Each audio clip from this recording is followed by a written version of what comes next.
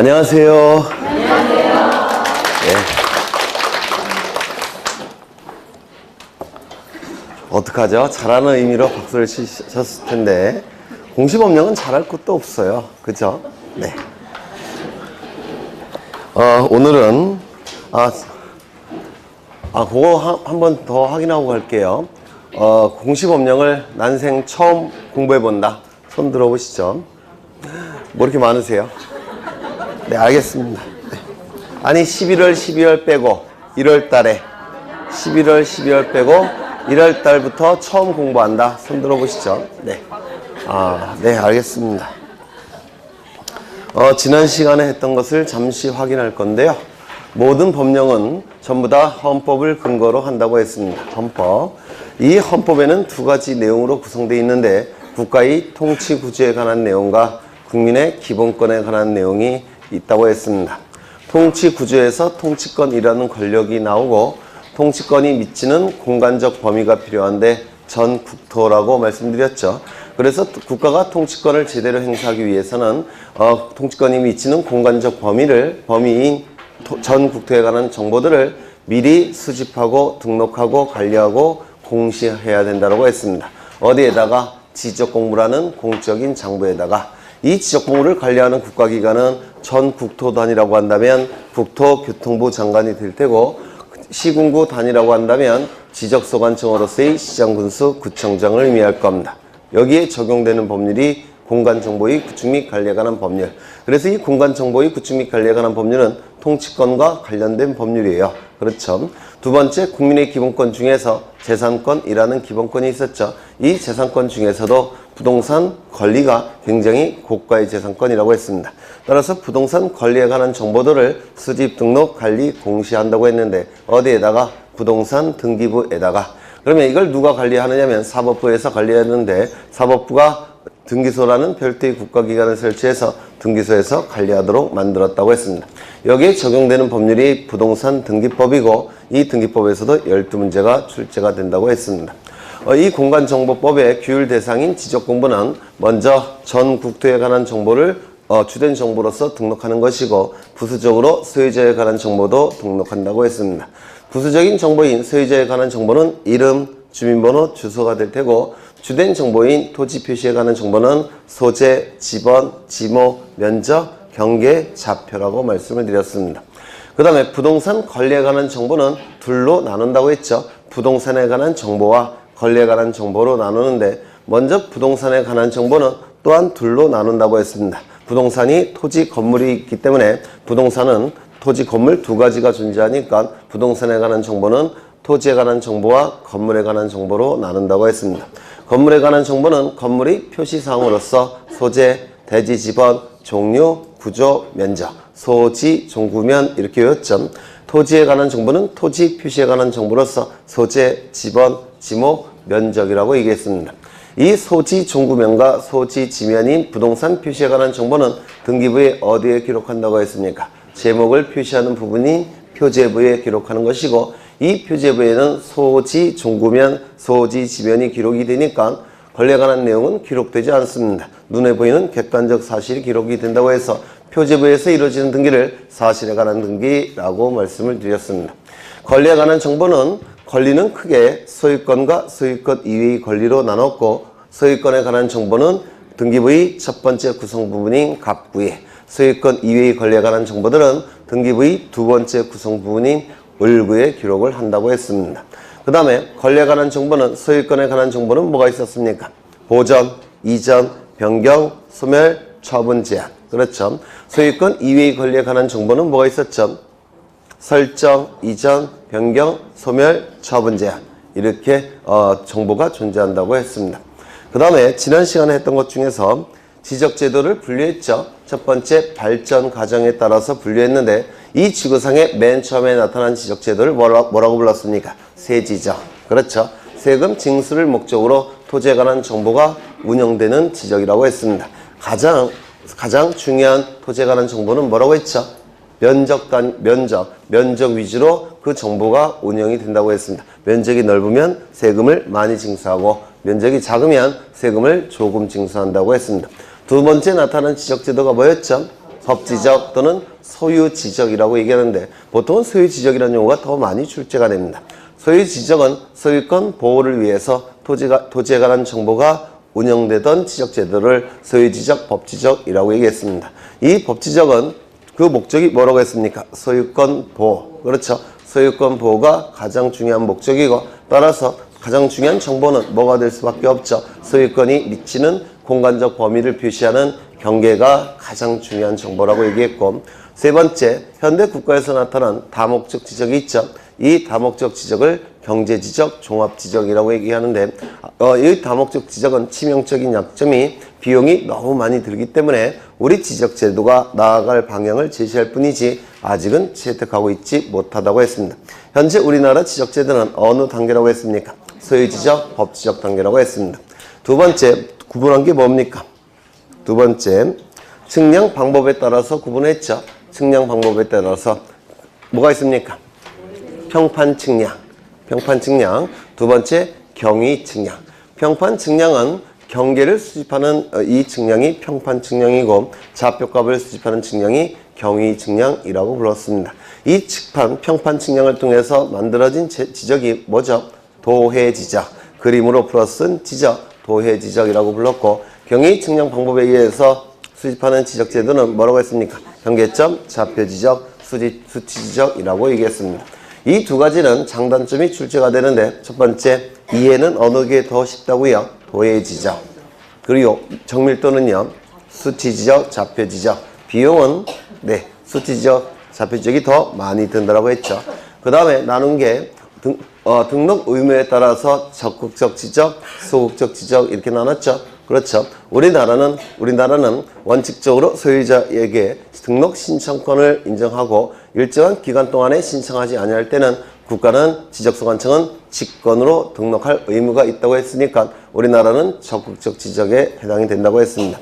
그 다음에 등록 대상에 따른 분류가 있었는데 2차원 지적, 3차원 지적. 2차원 지적을 평면 지적, 수평 지적이라고 얘기하는데 지표상의 정보가 주로 수집되는 지적이 평면 지적, 2차원 지적이고 땅속, 지표상, 공중의 정보를 다 수집하는 지적이 3차원 지적 또는 입체 지적이라고 말씀을 드렸습니다. 우리나라 지적은 어디에 해당됩니까? 네, 평면 지적, 2차원 지적에 해당됐죠. 그래서 이 지적제도의 분류를 공부하신 적이 있고 그 다음에 등록은 금방 말씀드린 바대로 원칙은 가장 이해관계가 많은 소유자의 신청에 의해서 등록을 하는 겁니다. 다만 통치권에 관한 정보이기 때문에 소유자의 신청이 없을지라도 일정한 기간이 경과가 되면 지적소관청은 직권으로라도 등록을 하게 될 겁니다. 이제 직권으로 등록하는 절차를 지난 시간에 했습니까? 먼저 계획을 수립하죠. 그 계획의 이름이 뭡니까? 토지, 이동, 현황, 조사 계획 수립. 작년에도 출제가 됐습니다. 토지 이용이 아니라 토지 이동이라고 말씀드렸습니다. 토지 이동, 현황, 조사 계획을 수립합니다.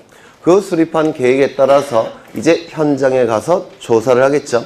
조사를 하게 되면 정보가 수집될 텐데 수집된 정보를 토지이동 조사부에 적는다라고 했습니다. 그러면 그 정보가 적힌 토지이동 조사부를 지적소관청에 가지고 와서 중요한 정보를 추려냅니다. 그 추려진 정보를 가지고 서류를 작성하는데 이를 토지이동 조서라고 말씀을 드렸습니다. 토지이동 조서까지 작성이 되면 토지이동 정리 결의세 첨부해서 지적공부를 직권으로 정리한다라고 말씀을 드렸고 그 다음에 마지막으로 필지를 공부하신 적이 있죠. 필지. 한 필지 성립요건 뭐였습니까? 지, 소, 지, 축 등.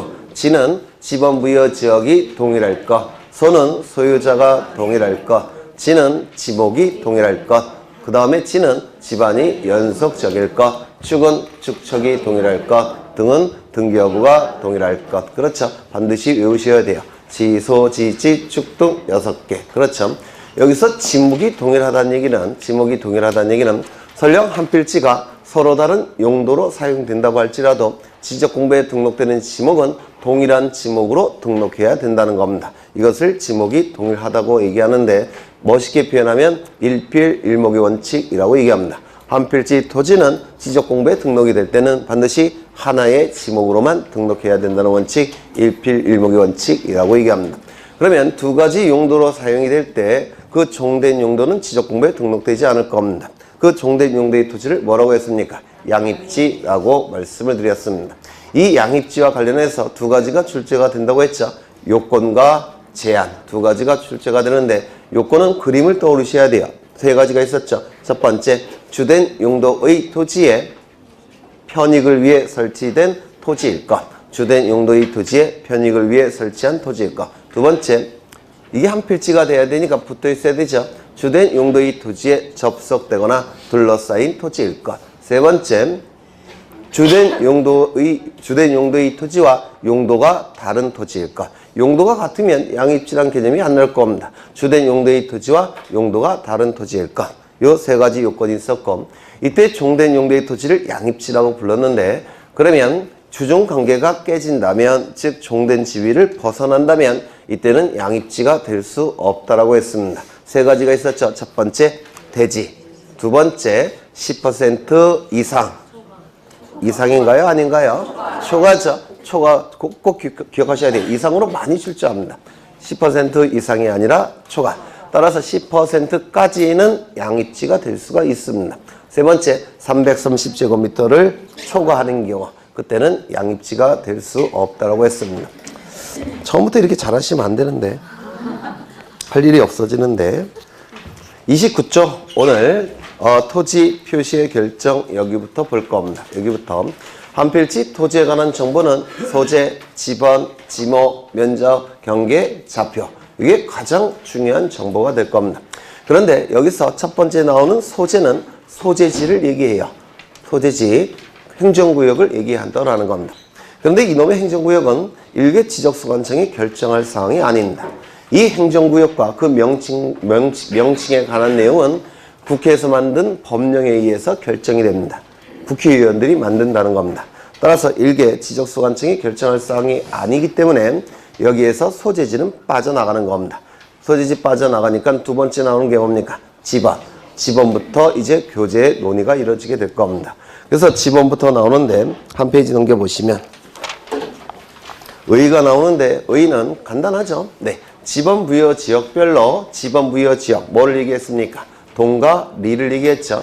지번 부여 지역별로 토지를 쪼개게 되는데 그 쪼개진 하나를 뭐라고 했습니까? 한 필지 토지. 그렇죠. 이 한 필지 토지에 부여된 번호를 지번이라고 얘기할 겁니다. 토지 번호. 지번 부여 지역별로 부여된 토지 번호를 지번이라고 얘기할 겁니다. 뭐 어렵지 않죠. 그런데 이 지번은 크게 두 가지 종류가 있다고 했는데 첫 번째 단식 지번이라는 게 있습니다. 그 다음에 복식 지번이라는 것도 있을 겁니다. 이 단은 하나라는 뜻이고 식은 형식이라는 뜻이고요. 복은 두 개라는 뜻이고 식은 형식이 됩니다. 그런데 이 형식은 무엇을 의미하느냐면 아라비아 숫자를 의미합니다. 아라비아 숫자를 의미해요. 따라서 하나의 아라비아 숫자로 구성된 지번을 단식 지번이라고 얘기하고 두 개의 아라비아 숫자로 구성된 지번을 복식 지번이라고 얘기를 할 겁니다.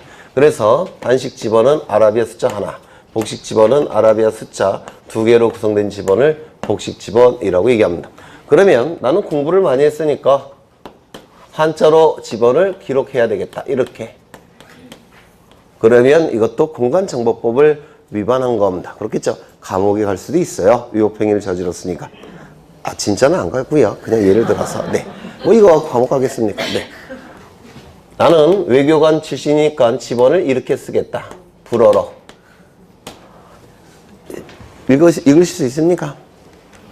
샹이 아니고요. 상입니다. 상. 네, 상. 상. 네. 나는 유학을 갔다 왔으니까 미국에 이렇게 지번을 쓸 수가 있느냐. 헌드러드. 발음 죽이죠. 헌드러드. 네, 절대 이렇게 쓸 수는 없습니다.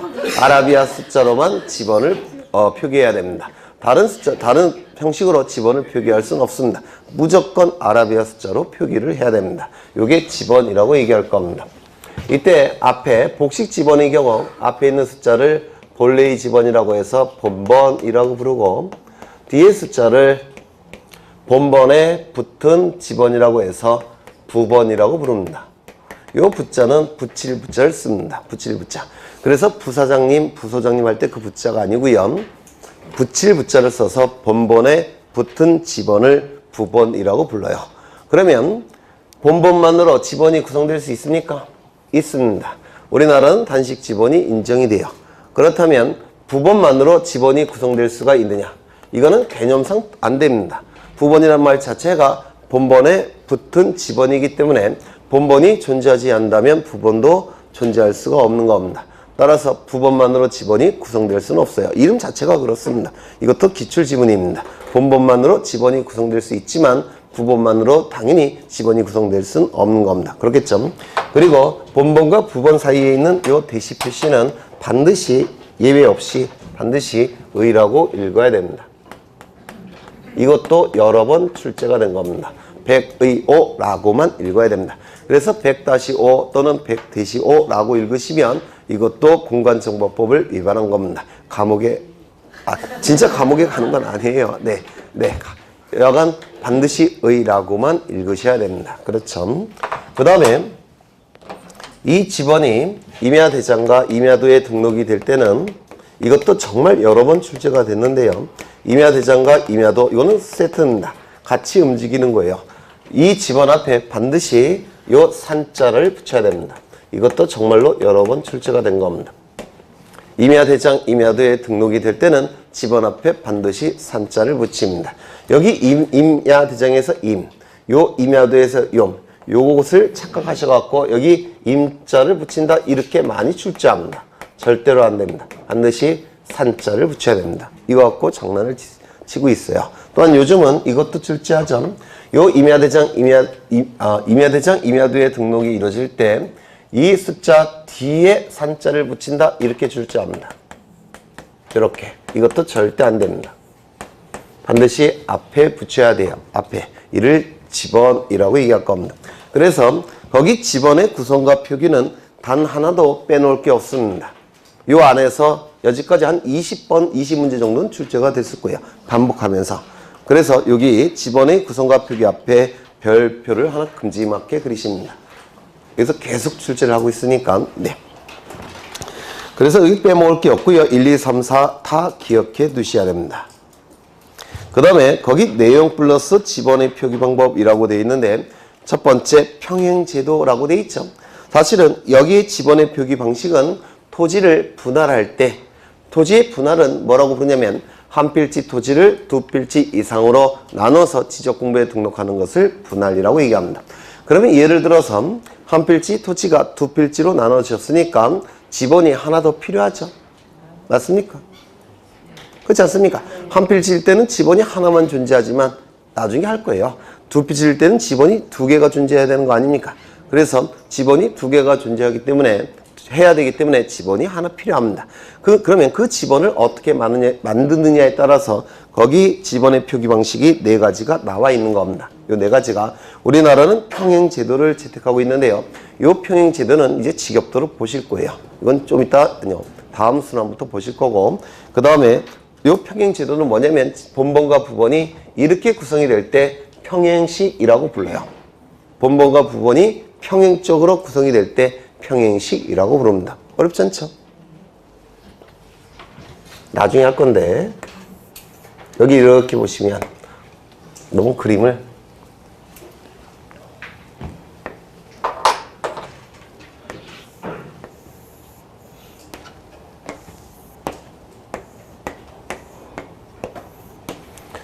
지금 하나의 지번 부여 지역을 제가 예로 그린 건데 여기는 100번지, 101번지, 102번지, 103번지 그 다음에 요 앞에는 이제 99, 98 이렇게 들어가 있을 겁니다. 이렇게 하나의 지번 부여 지역을 제가 그린 거예요. 그런데 요 101번지 토지를 두 필지로 분할을 하겠다는 겁니다. 분할을. 그러면 종전에 지번은 한 필지니까 101번 하나가 존재하죠. 그런데 이제 토지가 두 필지가 됐으니까 이제 지번이 두 개가 필요합니다. 그럼 여기다가 지번을 어떻게 부여하느냐면 이렇게 부여하는 게 원칙이에요. 여기는 101번. 여기는 101에 1. 이렇게 부릅니다. 다시라고 읽으시면 감옥에 가신다니까요. 100의 1 이렇게 읽어야 됩니다. 이렇게 지번이 부여되는데요. 우리나라는 이게 평행식입니다. 본번과 부번이 평행적으로 구성이 됐다고 해서 평행식이라고 얘기합니다. 그런데 이렇게 부여하는 경우도 있어요. 101에 A, 101에 B, B 이렇게 부여하는 경우도 있습니다. 이거를 기호식 또는 기번제도라고 얘기하는데 이거 무슨 얘기냐면 이게 원래의 토지는 101번지 토지죠. 그렇죠. 그거를 여기다가 옆에 쓰고요. 그 옆에 기호를 붙인 겁니다. 기호를. 그래서 거기 두 번째 나와 있죠. 세 번째 기번제도, 분기제도라고 얘기하는데 이게 바로 저렇게 부여하는 거예요. 그러니까 기호로 지번을 부여하는 거, 기호로 지번을 부여하는 것을 기번제도라고 얘기합니다. 그 다음에 이렇게 부여하는 경우도 있습니다. 이 본래의 지번을 분모로 놓고 그 다음에 부번은 그 지번 부여 지역의 최종 지번이 몇 번입니까? 103이죠. 요 103 다음 순번으로 이렇게 부여하는 경우가 있습니다. 이렇게 부여하는 경우가 있는데 이를 뭐라고 부르겠습니까? 분수식이라고 얘기합니다. 분수식. 그렇죠. 그 다음에 이렇게 부여하는 경우도 있습니다. 기존의 지번을 소멸시키고 그 지번 부여 지역의 최종 지번 다음 순번으로 해서 자유롭게 지번을 부여하는 경우도 있습니다. 그러면 이렇게 부여할 겁니다. 104, 105 이를 자유부번제도 이렇게 얘기를 해요. 자유부번제도. 그래서 출제가 될 수 있는 것은 요 자유부번제도입니다. 요거 하나 출제될 여지가 있다고 보여져요. 네. 거기 3번에 기번제도라고 되어 있는데 여기서 기번할 때 기는 기호라는 뜻이에요. 기호로 지번을 부여할 때 기번제도 이렇게 이름을 붙인 겁니다. 분기는 무슨 뜻이냐면 분할할 때 기호를 부여한다 이런 뜻이에요. 분할할 때 기호를 부여한다. 이를 분기제도 이렇게도 얘기합니다. 그래서 출제가 될 여지가 있는 것은 4번 정도 출제가 될 여지가 있다라고 얘기합니다. 이 자유부번은 부번이란 말 자체가 지번을 부여한다 이런 뜻이죠. 지번을 부여한다라는 뜻입니다. 부번이란 말이. 그래서 토지가 분할이 될 때 그 지번 부여 지역의 최종 지번 다음 순번으로 해서 지번을 자유롭게 부여한다고 해서 자유부번제도 이렇게 얘기를 합니다. 네. 그 다음에 넘겨보시면 지번의 부여 방법이라고 되어 있는데 첫 번째 북동기번법, 북서기번법 이렇게 두 가지가 나와 있죠. 이건 이런 뜻이에요.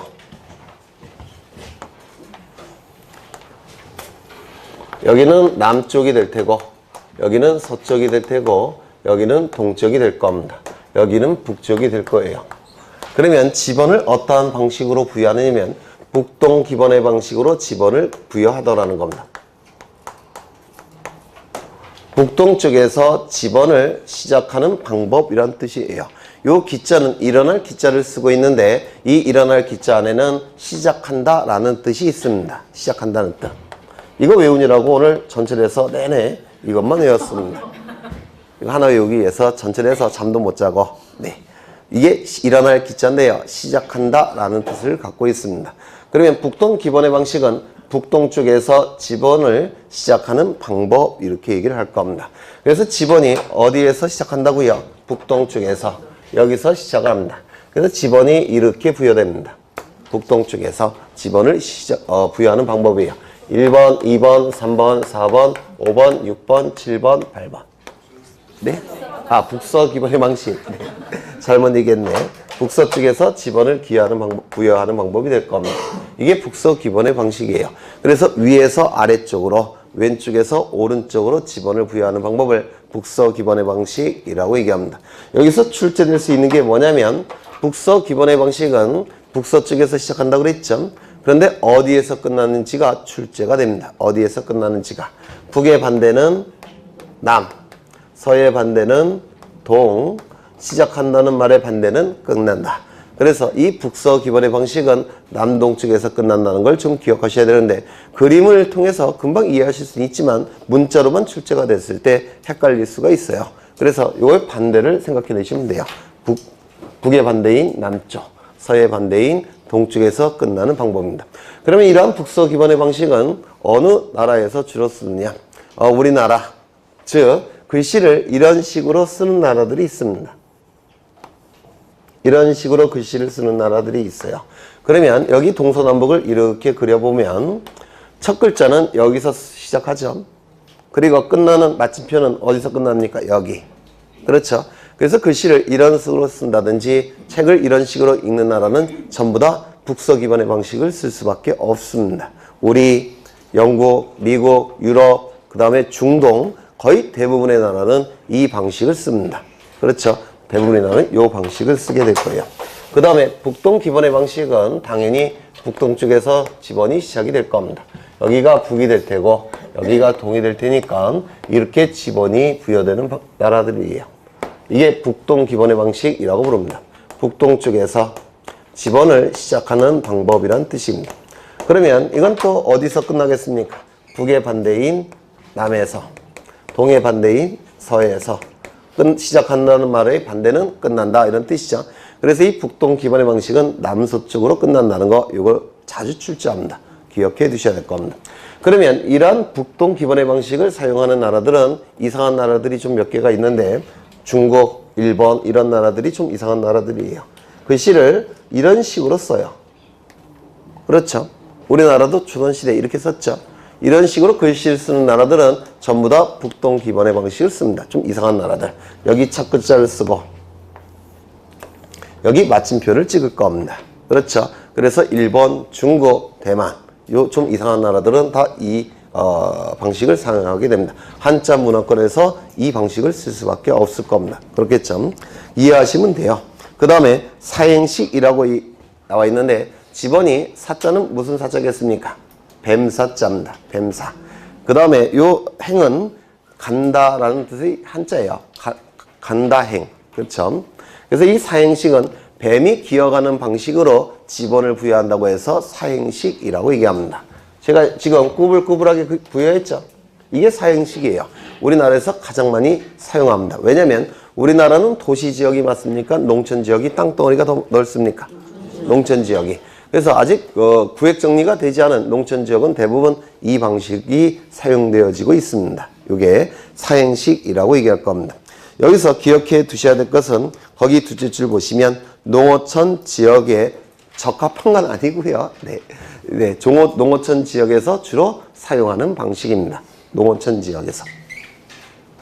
물론 농어촌이라고 하더라도 경지가 정리된 지역도 있겠죠. 바둑판 모양으로. 그때는 이 방법을 쓸 수는 없어요. 그렇죠. 그때는 단지식이라는 걸 씁니다. 그건 좀 이따 보실 거고 뱀이 기어가는 방식으로 지번을 부여한다고 해서 이 사행식이라고 얘기합니다.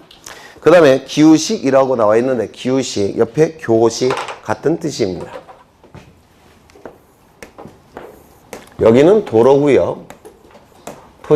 도로변에 토지들이 존재할 겁니다. 그러면 지번이 어떻게 부여가 되느냐면 이런 식으로 지번이 부여합니다. 1, 2, 3, 4, 5, 6, 7, 8 이런 식으로 지번이 부여돼요. 즉 왔다리 갔다리 해요. 그러면 이쪽의 숫자는 전부 다 홀수죠. 홀수를 뭐라고 부르냐면 기한수래요. 홀수가. 그래서 기수라고 부릅니다. 그 다음에 이쪽은 전부 다 짝수죠. 짝수 우자를 씁니다. 우수라고 부릅니다. 그래서 이렇게 지번을 부여하는 방식이 기우식이라고 불러요. 기우식. 그리고 또한 우리나라 법정 드라마 혹시 보신 적 있습니까? 법정 드라마. 주로 변호사가 주인공이죠. 검사가 있고 변호사가 있고 가운데 피고가 있죠. 그럼 검사가 질문하면 그 다음에 누가 질문합니까? 변호사. 그 다음에는 검사가. 그 다음에는 변호사가. 검사가 변호사가. 이렇게 왔다리 갔다리 질문을 합니다.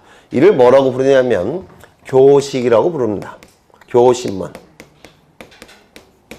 교호신문이라고 불러요. 교호신문. 그럼 이 교는 교차라는 뜻이겠죠.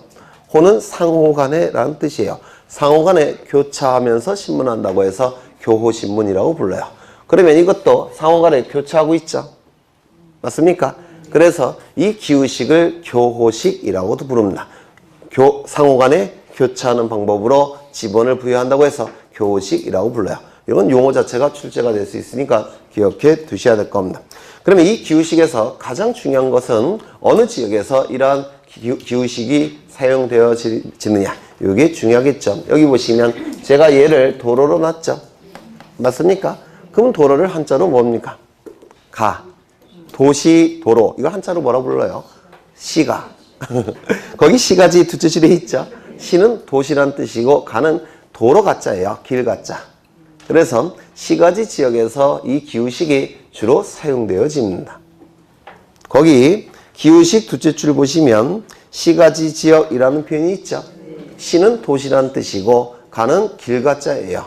그래서 도시에 있는 도로변에 주로 사용되는 이 지번부여 방법이 바로 교식이라고 부릅니다. 시가지 지역 여기 밑줄 치십니다. 이런 특징만 기억하시면 돼요. 그 다음에 단지식이라고 되어 있는데 단지식 보통 아파트 단지 생각하시면 돼요. 아파트 단지 여기 1단지가 있고 여기도 또 2단지가 이렇게 있고 여기 3단지도 이렇게 있을 겁니다. 여기 1단지고 2단지고 3단지입니다. 그러면 여기는 지번이 어떻게 부여되느냐면 이렇게 부여합니다. 1, 1에 1, 그 다음에 1에 2, 1에 3, 1에 4, 1에 5, 1에 6, 1에 7.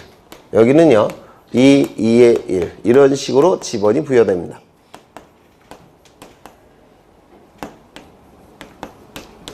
이를 단지식이라고 부릅니다. 5, 6, 7 이런 식으로 지번이 부여되는 방법이 단지식이라고 불러요. 즉 바둑판 모양의 토지가 만들어졌을 때 이때 주로 부여되는 방법이 단지식입니다. 우리나라 도시지역에서 굉장히 많이 사용되어집니다. 단지식. 단지를 영어로 하면 뭐라고 부를까요? 블럭. 그래서 이를 블록식이라고도 부릅니다. 블록식. 단지식, 블록식. 그래서 거기 보시면 둘째 줄 보시면 도시개발사업 등 토지개발사업을 실시한 지역이라고 돼 있죠. 네, 토지개발사업이 이루어지는 경우. 토지개발사업이 이루어지면 도시지역도 바둑판 모양의 도시가 될 테고 농촌지역도 바둑판, 경지정리라고 얘기하는데 그때도 바둑판 모양의 토지가 될 겁니다. 그래서 바둑판 모양의 토지가 있을 때 이러한 단지식이 부여됩니다. 단지식으로 주로 부여가 돼요. 그럼 이 단지식 같은 경우는 토지를 쉽게 찾을 수 있겠습니까? 먼저 단지를 찾은 다음에 어느 위치에 있는지 찾을 수 있겠죠? 요거 딱 찾을 수 있겠습니까? 1단지에 있고 여기도 쉽게 찾을 수 있지 않습니까? 그래서 토지를 쉽게 찾을 수 있는 방법이에요. 요게. 그 다음에 절충식은 짬뽕식이 될 테고 지역단위법, 도역단위법이 나와 있는데 여기서 지역은 지번부여 지역이라는 뜻이에요. 그래서 지번부여 지역을 단위로 해서 지번을 부여하는 방법이 지역단위법. 도역단위법에서 이 도자는 지적도, 임야도를 얘기하는 겁니다.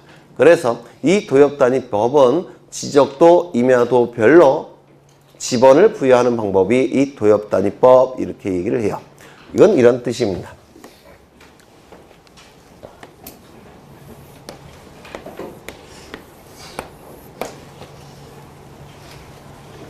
여기는 예를 들어서 상도동이라는 지역입니다. 여기는 노량진동이에요. 상도동, 노량진동. 상도동은 예를 든 겁니다. 실제로 이런지는 모르는데 예를 든 거예요. 상도동은 지번부여지역이 협소합니다. 노량진동은 지번부여지역이 넓어요. 그렇죠? 그렇게 예를 든 겁니다. 여기는 협소한 지역이니까 지번이 이 안에 토지들이 있겠죠? 그 토지들의 지번은 북서 기번의 방식으로 이렇게 부여합니다. 그래서 협소한 지역이기 때문에 구태여 이걸 나눠서 지번을 부여할 필요가 없다는 겁니다. 협소한 지역이니까.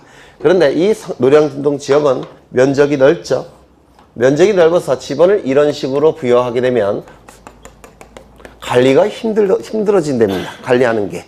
그래서 관리의 편의를 위해서 여기를 쪼갭니다. 이렇게 쪼개게 돼요.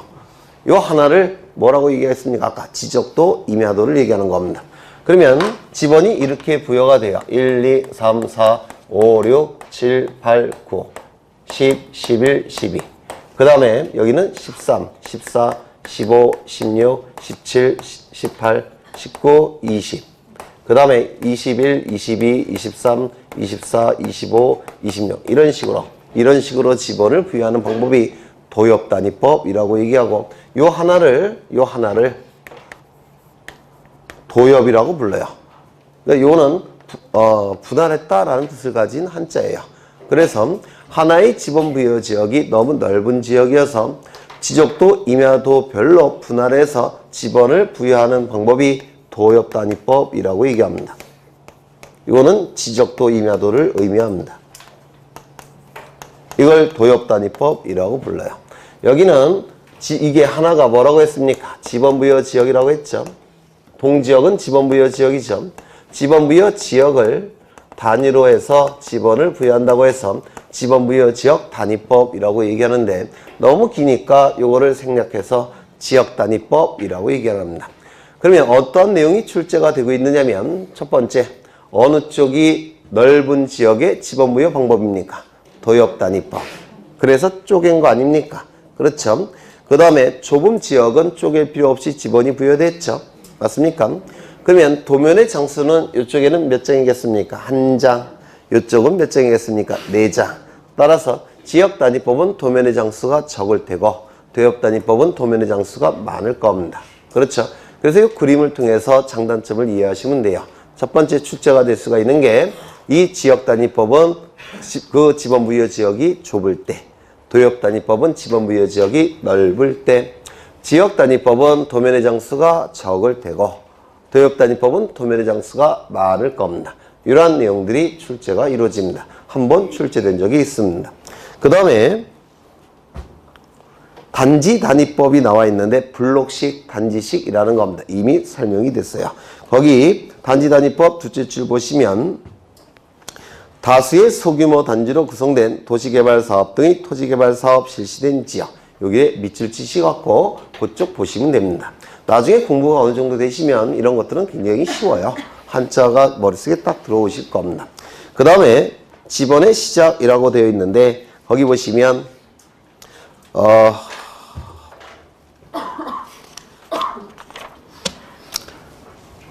지번은 지번 부여 지역별로 북서기본법에 의하여 북서에서 남동쪽으로 순차적으로 부여한다라고 되어 있는데, 여기서 지번을 부여하는 주체는 누구겠습니까? 지번을 부여하는 주체는 지적소관청. 사실은 그 앞에다 써놓으세요. 그 문구가 중요한 건데 여기는 책에 빠져 있습니다. 지적소관청이 부여하는 겁니다. 첫 번째, 지번 부여의 주체는 누구라고요? 지적소관청. 지적소관청이라는 거 기억하셔야 되고, 두 번째, 지번 부여 지역별로 북서기본의 방법에 의하여 라고 되어 있죠. 북서기본법. 요거 밑줄 치십니다. 우리나라 공간정보법은 명시적으로 북서기본의 방식을 사용하도록 명문화하고 있습니다. 북서기본의 방식이라고 명시적으로 규정하고 있습니다. 북서기본법 밑줄 치시고요. 그 다음에 북서기본법은 북서쪽에 시작해서 어디에서 끝나겠습니까? 북의 반대인 남쪽, 서의 반대인 동쪽으로 끝날 겁니다. 그 다음에 거기 순차적으로 부여한다라는 문구가 있는데, 순차적. 이 순차적으로 부여한다는 건 이런 뜻이죠. 1번이 나온 다음에는 2번이 나와야 되고, 2번이 나온 다음에는 3번이 나와야 될 겁니다. 3번이 나온 다음에 10번이 나오게 되면 이거는 관리가 힘들어져요. 공시 기능도 떨어집니다. 그래서 3번 다음에는 4번이 나와야지 3번 다음에 10번이 나올 수는 없다는 겁니다. 이걸 순차적으로 부여한다라고 얘기하는데, 결국은 지번은 연속성이 유지돼야 된다는 뜻입니다. 연속성. 나중에 써먹을 겁니다. 다음 순환에 써먹을 거예요. 지번은 연속적으로 부여를 해야 된다는 뜻이에요. 그 다음에 신규 등록, 등록 전환. 이제 각종 토지 이동에 관한 지번 부여 방법이 나오는데, 문제는 지금 여기서 여러분들 중에서 절반 정도는 신규 등록이 뭔지, 등록 전환이 뭔지 모르죠. 1월달에 새로 오신 분들은. 그래서 그분들이 신규 등록이 뭔지, 등록 전환인지 뭔지 모르시니까 이거는 3월부터 진행을 할 겁니다. 3월부터 진행할 건데요. 여기서 한 문제 이상이 반드시 나옵니다. 여기서 각종 토지 이동에 관한 지보부여 방법이 되는데요. 여기서 한 문제가 반드시 나와요. 그래서 거기 지번의 시작 옆에다가 금지막하게 별표 하나 치십니다. 무조건 나오는 영역입니다. 여기서도 좀 어려우실 거예요. 그 다음에 넘겨보십니다. 3월부터 시작하겠습니다. 이 토지 이동에 관한 내용을 개념을 좀 이해하신 다음에 진행을 해야 됩니다. 그 다음에 35쪽을 보시면 지번의 변경이라고 나와 있죠. 지번의 변경. 지번을 처음에 토지에 대해서 지번을 부여할 때는 누가 부여한다고요? 지적소관청이. 그렇죠. 지번 부여 지역 내에서 북서 기본의 방식으로 지적소관청이 부여한다고 그랬죠. 맞습니까? 그런데 처음에 부여할 때는 지적소관청이 알아서 부여하지만 기존의 지번을 바꿀 때는, 즉 변경할 때는 이해관계인이 존재합니다. 기존의 이해관계인이 존재할 겁니다. 따라서 기존의 지번을 바꿀 때는 반드시 한 단계 더 높은 국가기관의 승인이 필요합니다. 다시요. 처음에 지번을 부여할 때는 한 단계 더 높은 국가기관의 승인이 필요 없습니다. 북서 기본의 방식으로 순차적으로 부여하면 돼요. 그런데 기존의 지번을 변경할 때, 바꿀 때는 이 기존의 지번에 대해 이익을 갖고 있는 자들이 있겠죠. 그 자들의 이익과 관련이 되어 있기 때문에 반드시 한 단계 더 높은 국가기관인 시도지사, 대도시장의 승인이 필요합니다. 그래서 여기서 기억하셔야 될 것은 지번 변경의 주체는 누굽니까? 믿으시죠? 지적소관청. 그 다음에 거기 옆에 보시면 시도지사, 대도시장의 승인이라는 문구 있습니까? 그거 밑줄 치시입니다. 요게 지번을 처음 부여할 때와의 차이점입니다. 이걸 꼭 기억하셔야 돼요. 그 다음에 옆에 보시면 전부 또는 일부 동그라미 치시입니다. 전부 또는 일부. 전부 동그라미, 일부 동그라미. 그래서 기존의 지번 부여 지역 지번 전부를 바꿀 수도 있고 일부를 바꿀 수도 있다는 겁니다. 여기서 제일 중요한 것은 계속 강조드리지만 처음에 지번을 부여할 때는 시도지사, 대도시장의 승인이 필요가 없습니다. 하지만 기존의 지번을 바꿀 때는 시도지사, 대도시장의 승인이 필요하다는 겁니다. 이거를 좀 기억해 두시고요. 다른 건 필요가 없습니다. 그 밑에 거 쓸데없는 얘기예요. 그 다음에 이제 지목이 나오는데 지목. 이 지목은 토지의 사용 목적을 줄여서 지목이라고 부릅니다. 토지의 사용 목적을 줄여서 지목이라고 부르는데요.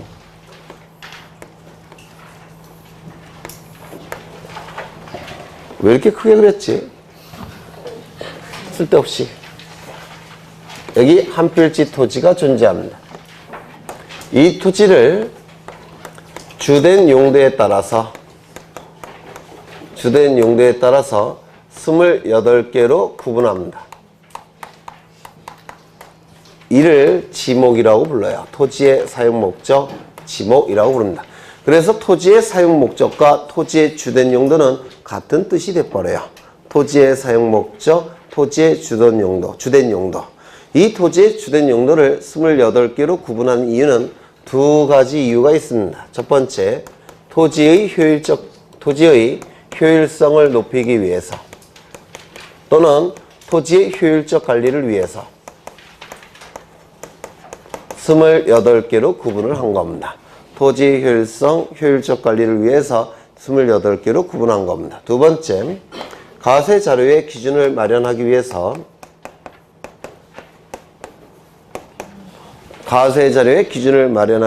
토지를 주된 용도에 따라서 28개로 구분한 겁니다. 여러분이 아시는 지목 뭐가 있냐면 임야라는 지목 들어보셨습니까? 대지라는 지목 들어보셨습니까? 그렇죠. 그러면 이 대지와 이 임야는 어느 것이 더 효율성을 높이고 효율적 관리가 필요한 토지일까요? 대지. 왜냐면 대지는 모든 토지 중에서 가장 비싼 토지예요. 대자는 무슨 대라고 했죠? 기초 대자예요. 그래서 건물의 기초가 되는 토지가 대지입니다. 그래서 가장 비싼 토지고 효율성도 높여야 될 토지고 효율적으로 관리할 필요성이 있는 토지가 바로 대지입니다. 그런데 이 임야라는 토지는 효율성 높일 필요가 있을까요? 없을까요? 임야는 뭐냐면 산 있죠, 산. 그게 바로 임야예요, 산. 나중에 공부하실 겁니다. 그러면 산은 사람이 뭐라고 할까? 비용이 투입해서 관리할 필요가 있겠습니까? 아니에요. 가만히 놔두는 것이 보호하는 겁니다. 그렇죠? 그래서 이 임야는 효율적 관리, 효율성 높일 필요가 없습니다. 그렇죠? 그래서 이러한 이유로 28개로 구분을 한 겁니다. 두 번째, 가세 자료의 기준을 마련하기 위해서 28개로 구분한 거예요. 여기 보시면 어느 토지에 세금을 많이 부과해야 되겠습니까? 당연히 대지에 세금을 많이 부과해야 될 겁니다. 그래서 이 두 가지 이유 때문에 28개로 구분한 겁니다.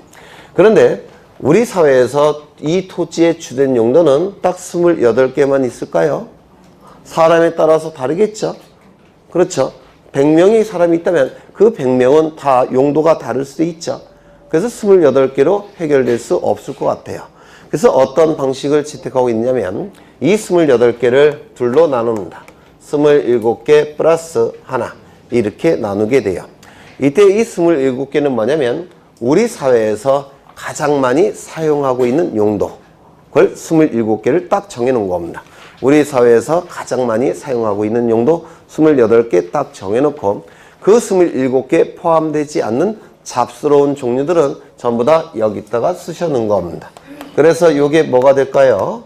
잡스러운 종류의 용도라고 해서 잡종지 이렇게 이름을 붙인 겁니다. 잡종지.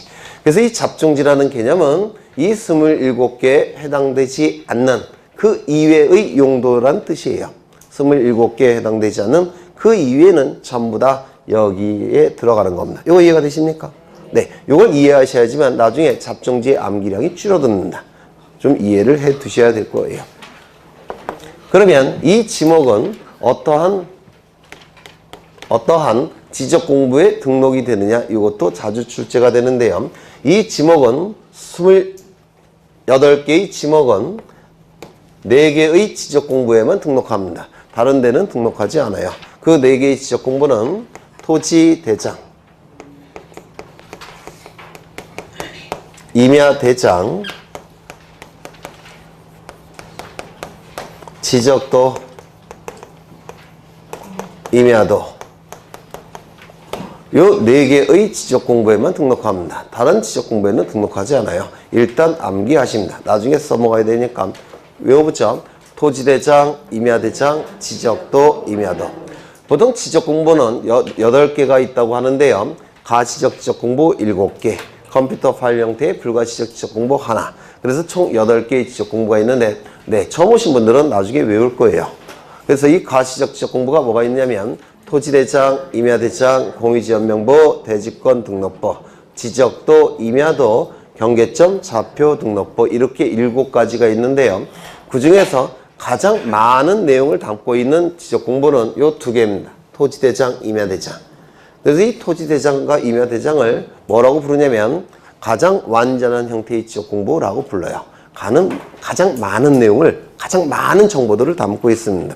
이 가장 완전한 형태의 이 토지대장, 임야대장에는 이 지목이 등록이 될 때 정식 명칭으로 등록합니다. 즉 완전한 명칭대로 등록을 해야 돼요. 왜? 완전한 지적 공부니까. 그렇죠. 그러면 이 정식 명칭은 뭐가 있느냐면 이런 거 들어보셨을 거예요. 여기 임야, 대지, 대, 또 뭐가 있을까요? 목장용지, 뭐 이런 것도 있겠죠. 창고용지. 나중에는 저절로 아십니다. 주차장, 또 뭐가 있을까요? 도로. 이러한 지목들이 있는데 이 지목의 정식 명칭대로 토지대장과 임야대장에는 등록을 해야 됩니다. 다시요.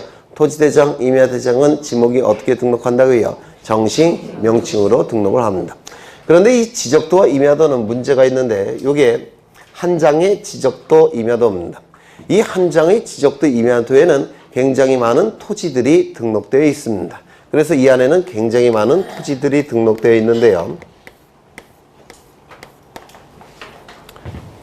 이 안에 들어가 있는 그 필지마다 지번을 등록해야 돼요. 여기 100번, 여기 101번, 뭐 여기 102번 이렇게 등록이 되어집니다.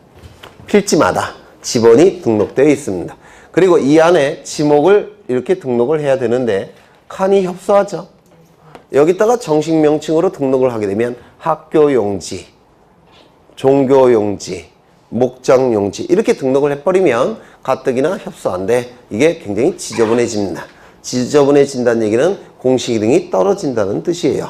따라서 이 지적도, 임야도에는 정식 명칭으로 등록을 하게 되면 공시 기능이 떨어지기 때문에 이걸 간략하게 등록할 수밖에 없습니다. 그렇죠? 즉 부호를 만들어서 부호로 등록할 수밖에 없다는 겁니다.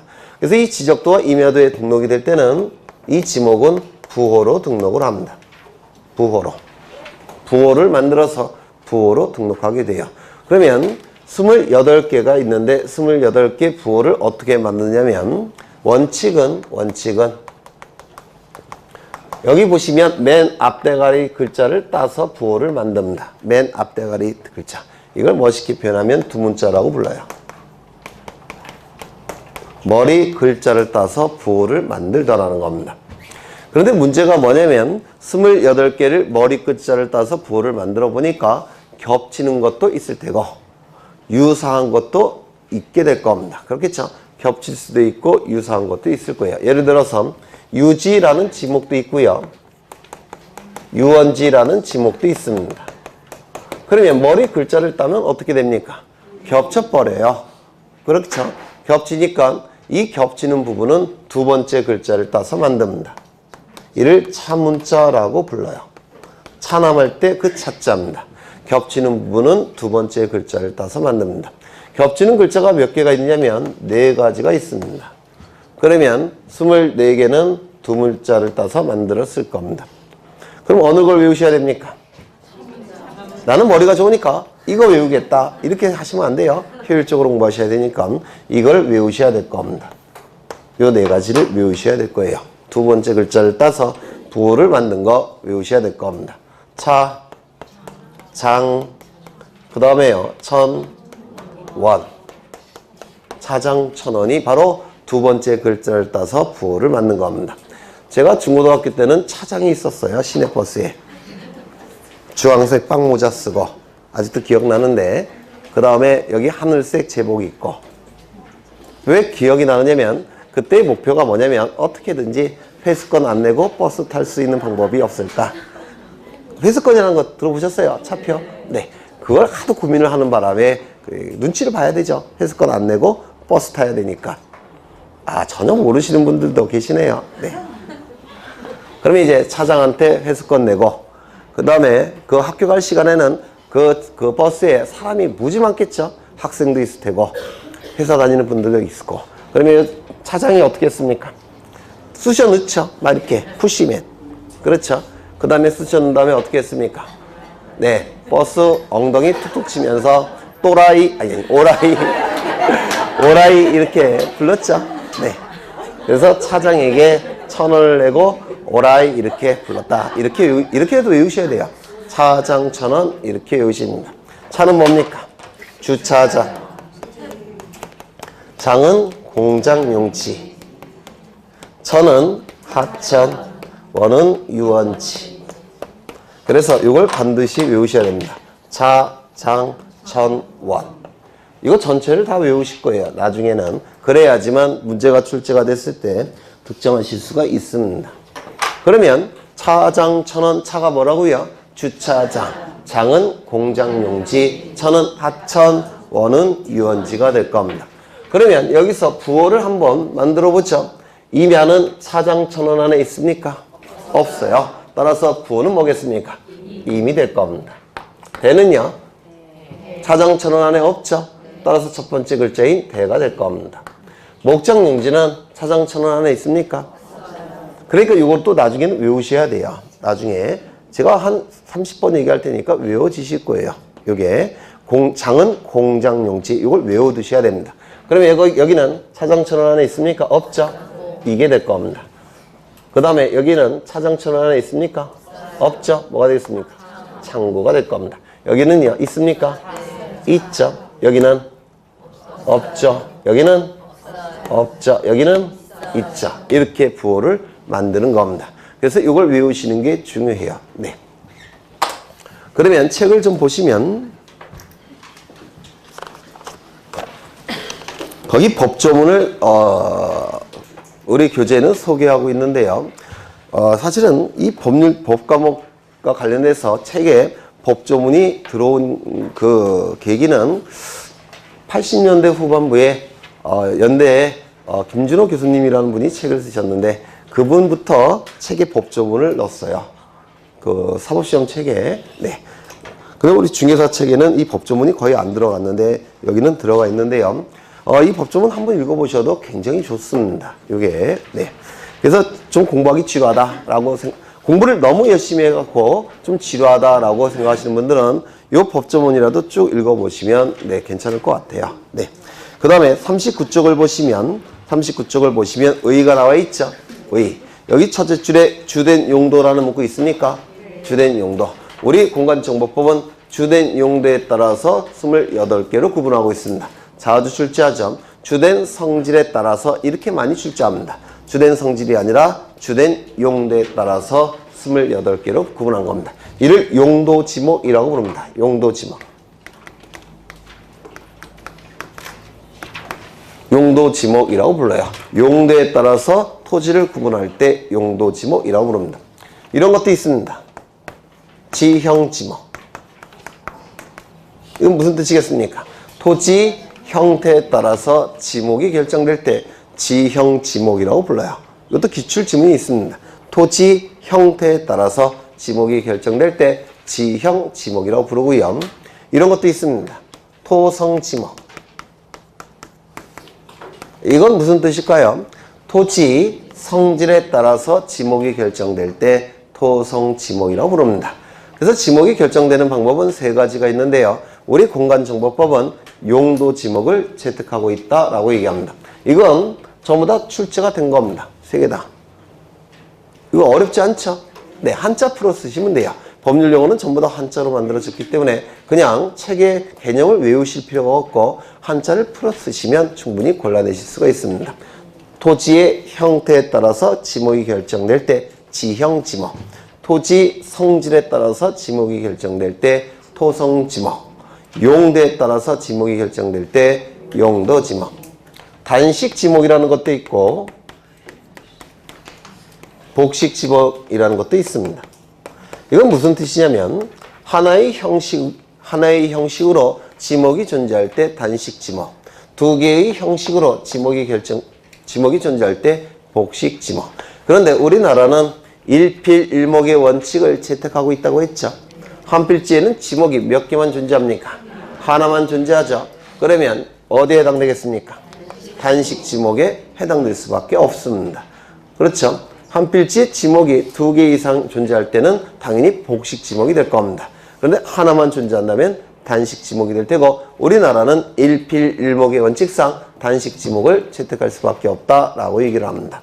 그 다음에 넘겨보시면 그 맨 밑에 보시면 39쪽 맨 밑에를 보시면 토지대장, 임야대장에 등록한 경우에는 정식 명칭으로 기재하고 지적도 즉 임야도 지적도에 등록할 때는 부호로 표시한다. 다 설명을 했습니다.